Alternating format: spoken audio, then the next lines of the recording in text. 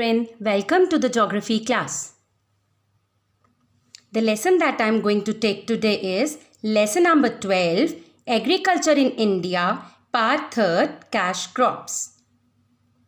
With the following objectives. Through this lesson, we will learn about the cash crops like cotton, jute, oilseeds, sugarcane, tea and coffee under the following headings.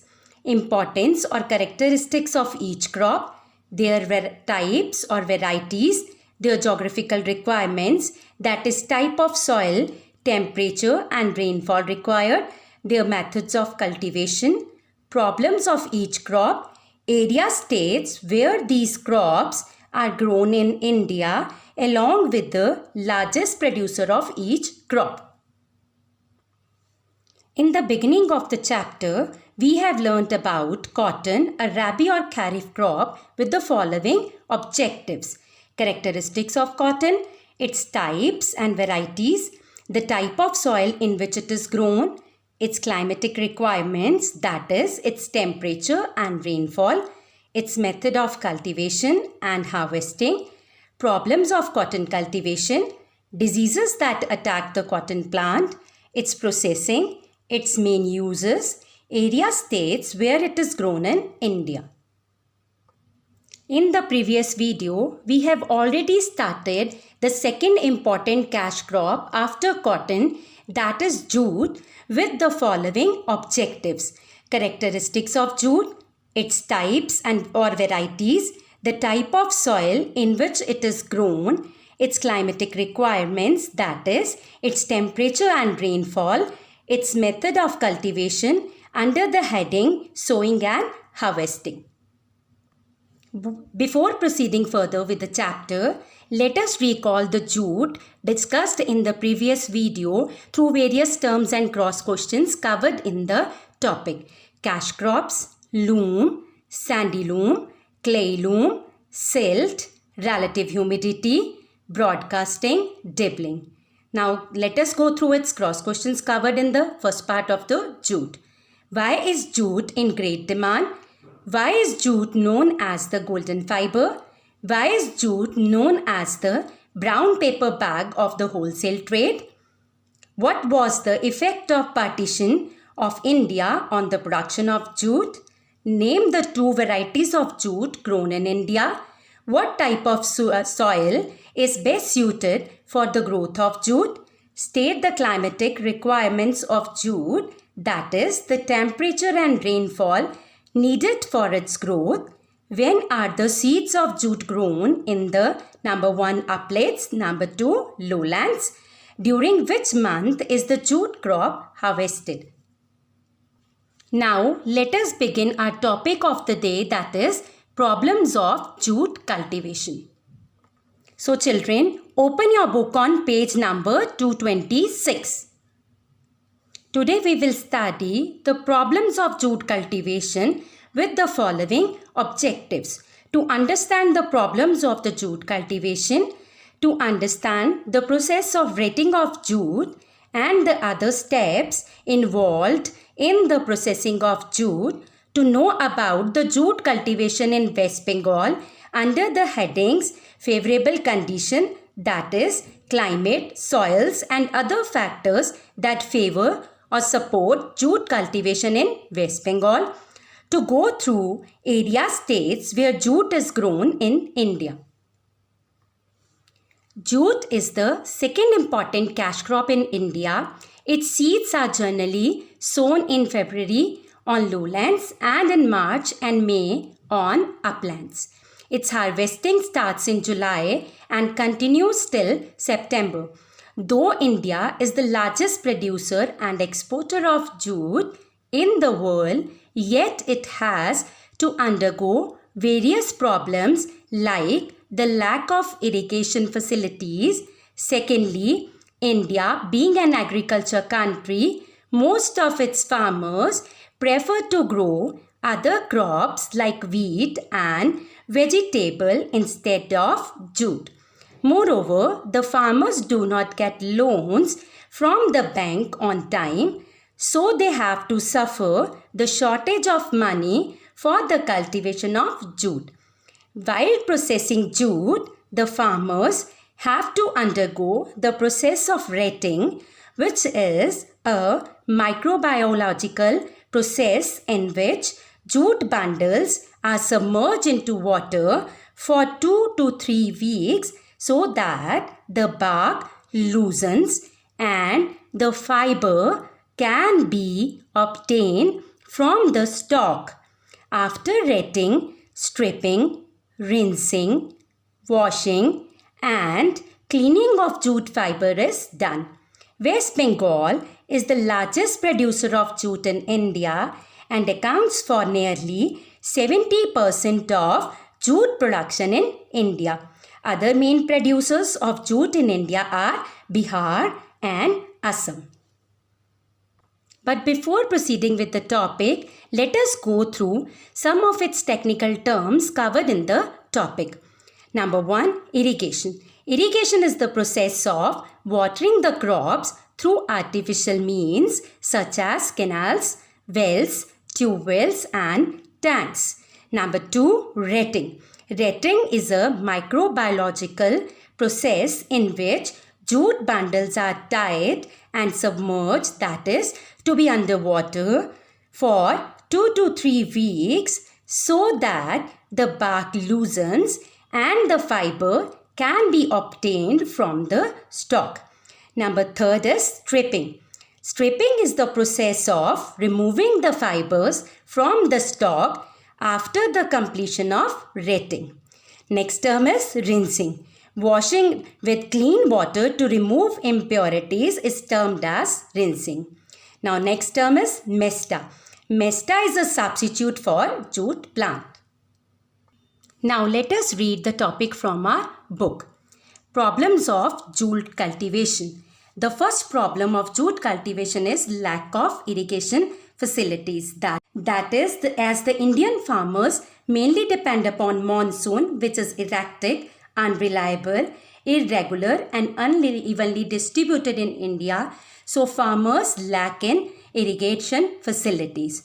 The second important problem of jute cultivation is that during the Kharif season, that is during the summer cropping season, some farmers grow other crops like wheat and vegetables instead of jute. This is because India is an agriculture country with a huge population. So, farmers prefer to grow food crops like wheat and vegetables in place of jute so that they can make more money by selling these food crops, as they can feed the large vegetarian population of India. The third problem in jute cultivation is delay in sanctioning loan to the farmers. That is, farmers are not able to get loan in time from the banks, due to which they have to undergo the problem of shortage of funds. Now children, let us go through an important process involved in the cultivation of jute, that is retting, processing. After harvesting, that is cutting the jute crop, the plants are tied into bundles. After 2-3 days, these bundles are submerged, that is left under the water for retting and left there for 2 to 3 weeks. Now what is this retting? Retting is a microbiological process in which the jute bundles are tied and they are left into water for 2 to 3 weeks so that the bark loosens and the fiber can be removed easily. So, retting loosens the bark and facilitates the removal of fiber, that is thread, from the stalk, that is the main step. A close watch is kept, and as soon as it is easy to separate the fiber from the stalk, retting is carried out. High temperature during the retting quickens this process. After retting is complete, the bark, that is the outermost layer of stem, is peeled from the plant and fiber is removed. After this stripping, That is the process of removing the fiber from the stalk after the completion of retting, then rinsing, that is washing jute with clean water to remove its impurities, then washing and cleaning is done. The fiber is dried in the sun, that is the fiber that is obtained from the jute plant is now kept to dry in the sun and pressed into bales, that is they are tied into bundles. All this has to be done by hand. Plenty of water is required for retting. Now let us see yield. The yield or output or the production of jute can be increased by the use of improved seeds, application of fertilizers, that is to apply the chemicals that are used to increase the fertility of soil, and better plant protection measures.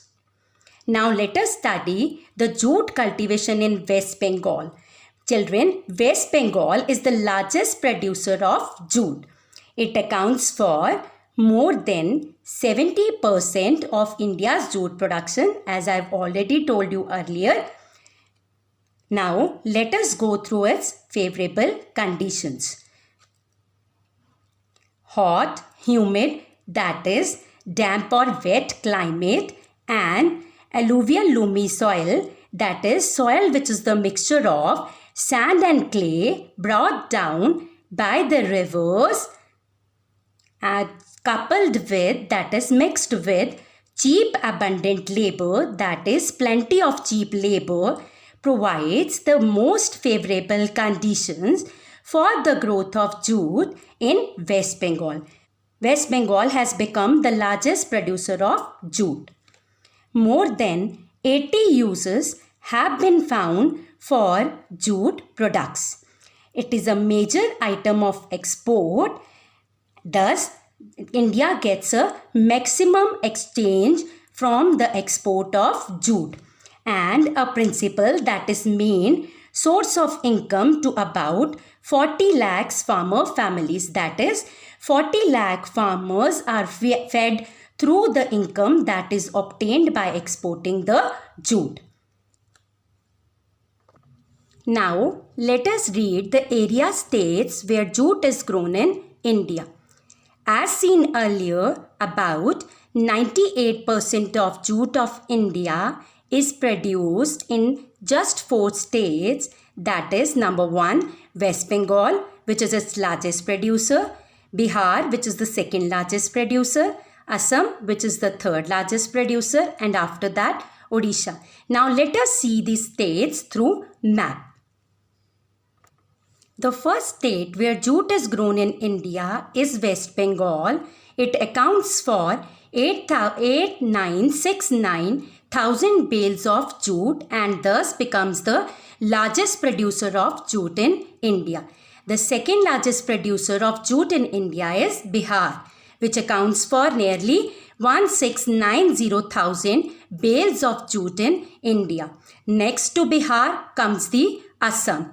It accounts for 823,000 bales of jute production in India.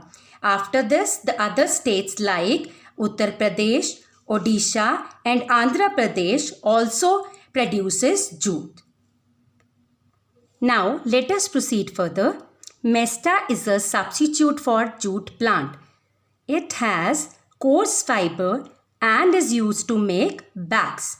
It is tolerant of drought conditions, that is, it can withstand the shortage of food and water. Hence, it can be grown where jute cannot be grown.